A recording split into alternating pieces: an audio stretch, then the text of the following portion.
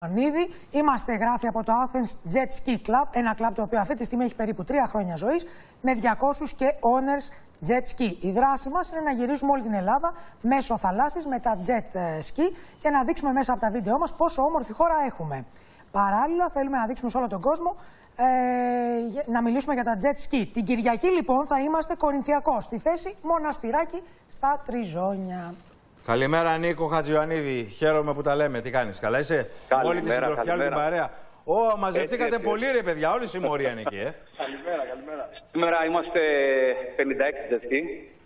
Είναι οι μεγαλύτερες εκδρομές που έχουμε κάνει. Είναι η 21η. Πρώτα απ' όλα σας ευχαριστούμε που μαζευτήκατε να μας δείξετε. Τη δράση μας εδώ. Χαρά δική μας. Χαρά. Ναι. Ό,τι έχει να κάνει με τα θαλάσσια σπορ, ό,τι έχει να κάνει με τη θάλασσα, η υποχρέωσή μας.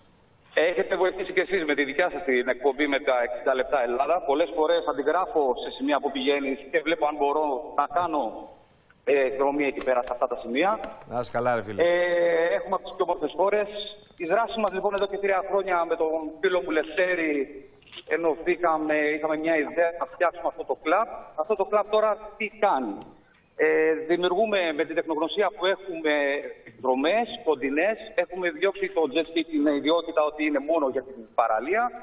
Σήμερα μια πολύ κοντινή διαδρομή των 25 μιλίων, στο σύνολο 50. Και με αυτόν τον τρόπο θέλουμε να δείξουμε πόσο ακίνδυνο είναι το jet, με σωστό χειρισμό και με σωστή παιδεία. Στον άλλο κάτι, πέραν εντάξει, κοντινή διαδρομή, ήρθατε με τα jet ski, τα βλέπουμε ούτως ή άλλως. Υπάρχει σκέψη να κάνετε εξορμήσεις όπου θα έχετε το jet ski στο όχημά σας και εν συνεχεία όταν φτάσετε στον προορισμό να τα ρίξετε στα θάλασσα, ή πάτε με τη θαλάσσια εδώ μόνο? Όχι. Μα ήδη είμαστε τώρα από την Αθήνα, έχουμε έρθει, έχουμε ρίξει από την Ακράτα. Ωραία. Ταυτόχρονα είναι από όλη την Ελλάδα. Έχουμε παιδιά από τη Λιβαδιά που ρίξαν από την Ιταία, έχουμε παιδιά από την Πάτρα που ρίξαν το Αίγυπτο. Δεν μπορεί ο άλλος να ξεκινήσει από οπουδήποτε. Είσαστε κλαμπ που πλέον αρχίζει, έχετε πολύ κόσμο.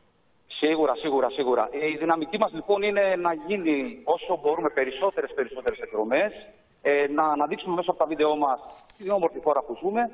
Από εκεί και πέρα θεωρώ ότι είναι ό,τι πιο ασφαλές υπάρχει στο μηχανοκίνητο. Εσείς μπορείτε να κάνετε ιδιαίτερα σε επίπεδο θάλασσας καλύτερα τα πράγματα από ό,τι έκανα εγώ πριν από 6-7 χρόνια. Εννοείται. Την εικόνα που θα γυρίσετε, πού μπορούμε να τη βρίσκουμε την εικόνα? Πέρα από στη σελίδα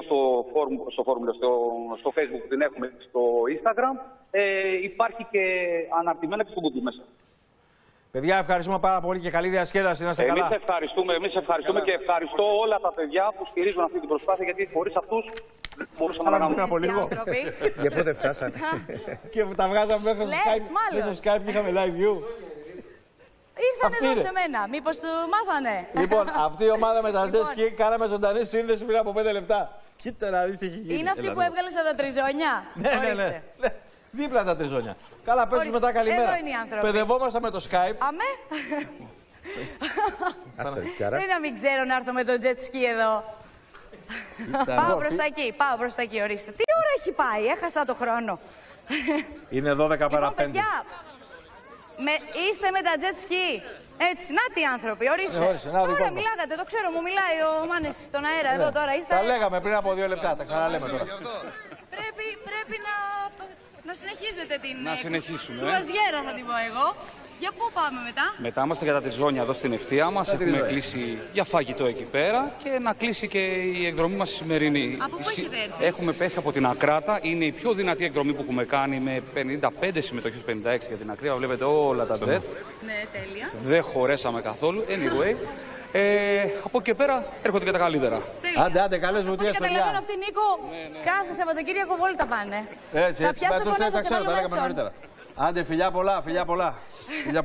Γεια σας, καλό καλοκαίρι. Σε ένα jet ski λοιπόν από τους Jet Ski Athens Club. Είναι εδώ ο φίλος μου Λευτέρης και ο Απόλλων Ντάρμας είναι πάνω στο jet ski του Νίκου.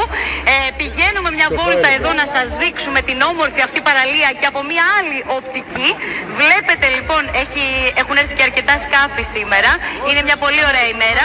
33 βαθμούς εδώ στην Φωκίδα, στο μοναστηράκι όπου βρισκόμαστε.